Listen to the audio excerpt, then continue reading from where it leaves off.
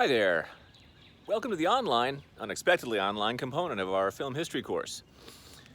So, as you're well aware, for at least the next 2.5 weeks, all USC Upstate classes are going to be online to protect the entire university, faculty, staff, administration, and most importantly, students from what has become a pandemic of the coronavirus 19.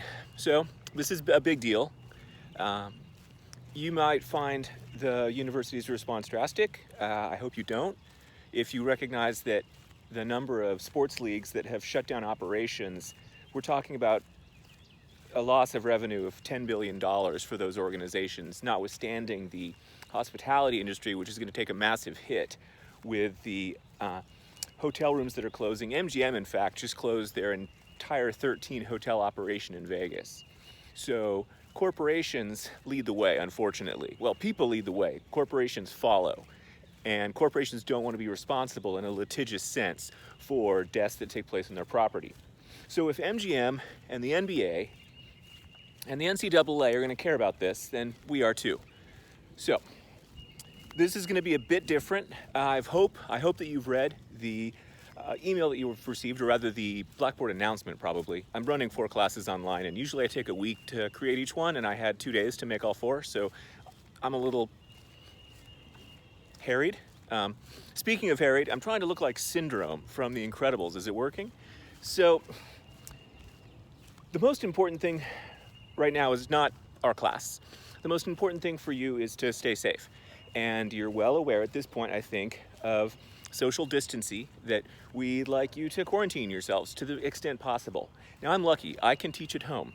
And my kids, our school's been canceled, so they've got online courses. So it's just the 3 of us, regularly exposing each other, I'm certain. So I'm wiping down the counters, not just with soap, but with an alcohol-based disinfectant or bleach, both of which are effective at combating the coronavirus. However, my partner is not so lucky and has to go to work every day. And you may not be so lucky. You may have a job, a part-time job, a full-time job, and this means you're out in areas of exposure. So I want you to, the best of your ability, stay at least 6 feet away from anybody. If you feature any of the symptoms, and that would be a dry cough, fever, and a shortness of breath, then I want you to contact your health provider to see if you need to get tested. However, what we have now are deaths, and there has been 1 death in South Carolina.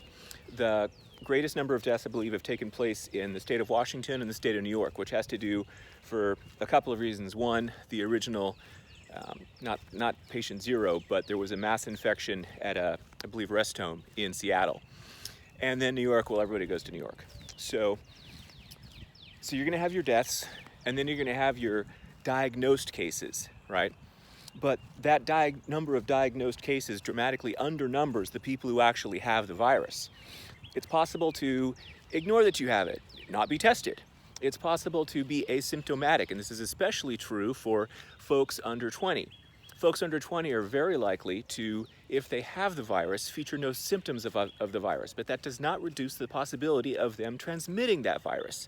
So when you read online about some stupid idiot who went to Red Robin and had a nice dinner and ate slowly, saying, I'm not a danger to anybody, she's an idiot, because any aspect of the virus for which you may not feature any symptoms ever, you can transmit to other people. Most at risk are the elderly at this time. However, the greatest number of deaths in Italy are taking place, or the greatest number of infected, are taking place in the population of those 20 to 29, because after the government of Italy declared that everybody needed to be quarantined, all the teenagers went out that weekend. All the 20-somethings went out that weekend, and they proceeded to infect the hell out of each other. So don't do that. Think about not your own safety, but the safety of the elderly, those at risk, those who may not seem to be in a condition of risk, but who have an invisible, compromised immune system. Maybe they're recovering from cancer and taking chemo. So, now, to far less important matters, film history. This week is my favorite week in film history, with the possible exception of 1995 to 2005. So this is the apotheosis, the highest point in the development of something, of Hollywood cinema.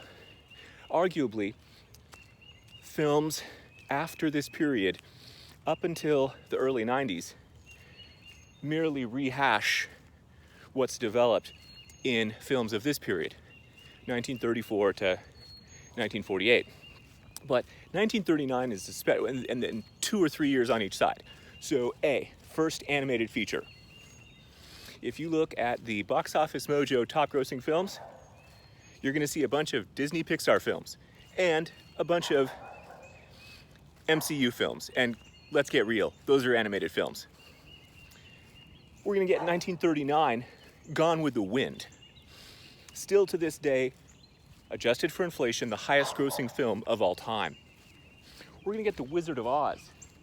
Initially, not perceived as a classic, but certainly became one in subsequent reissues, most notably on television. We're gonna get Stagecoach, which transformed a Western from a lowbrow action film to a film with true substance, a genre with true substance that was engaging ideas of what it means when East meets West, when masculine meets feminine, what it means to be the difference between a wilderness and a garden. And it raises a whole set of issues regarding what is masculinity. We're gonna get Mr. Smith Goes to Washington, the idealistic character played, titular character played by Jimmy Stewart, fights the bureaucracy, fights the degree to which Washington has been compromised by special interests and money, corruption. Obviously, it's a fictional film.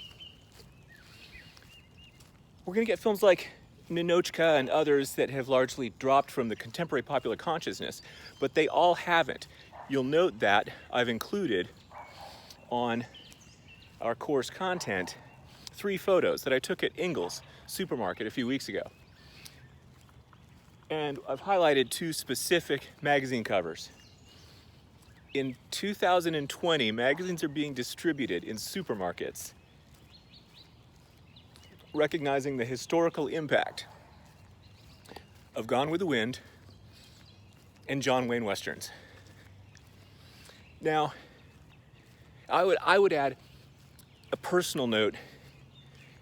In the early 80s, we didn't have a VCR, and so I ran home from middle school so I could watch Gone with the Wind. And it was so long that with television commercials included, it was spread across 2 days. When we did get a VCR, I would rent the Astaire Rogers musicals from this period. Watch White Christmas, Happy Holidays, the Bing Crosby musicals. So in a sense, this era that we're watching this week is why I'm a film professor. So I hope that you recognize the importance of this, but also, as I've mentioned previously, the value of engaging the past from the position of the present. This is presentism, and many historians are very skeptical of this, but A, the continued relevance in the example of the 2 supermarket magazine covers, but also, yes, Gone with the Wind and Stagecoach are absolute classics. And they're also racist AF, right? That Gone with the Wind is no Birth of a Nation, but it does feature absolutely Southern Confederacy-centric versions of history in the world. Stagecoach features Native Americans as faithless, ruthless, languageless killers of white people, when in fact the truth was kind of the reverse of that. Now these matters, they don't mean that we should hate these films, though if you're a person of color or a First Nationer and you find these images too reprehensible to engage meaningfully, I completely understand. Chinua Achebe has a great article from, I believe, the 1960s saying that we should not read Heart of Darkness because it's racist. And he's not wrong. But I'm interested in expanding our understanding of the past to be as inclusive as possible. It would be easy to say warts and all because I just watched Princess and the Frog last night, but we do need to engage these representations of race and ethnicity and masculinity and gender identity. Anyway, I hope you like these films. I hope you like the reading. I just realized that I left my Genius of the System in my office, and it's now quarantined. So I just bought it on Kindle. It's only $8.99. I probably should have made that available to you earlier. You could have saved yourself $12. Anyway, I'm really psyched, and I'm gonna post videos like this to the extent that I can, because I want to keep this a high-touch environment, that you know that I care about you, and I care about your health, and I care about your learning. So do not hesitate to email me or give me a phone call if you have any questions about the class, or honestly, I am spending about 20 hours a week keeping track of the pandemic. So, and as a professor, a professional researcher, I'm looking at credible sources. So if you have questions, concerns, anything to do with our class or beyond, just let me know. And I miss you. I miss seeing you face to face. Some of you, I'm sure, are bored in our class. Some of you find it really engaging. Some of you find it intimidating. Some of you find it pleasurable, and that's fine. I find it intensely pleasurable, and I miss you guys. Anyway, stay safe and take care.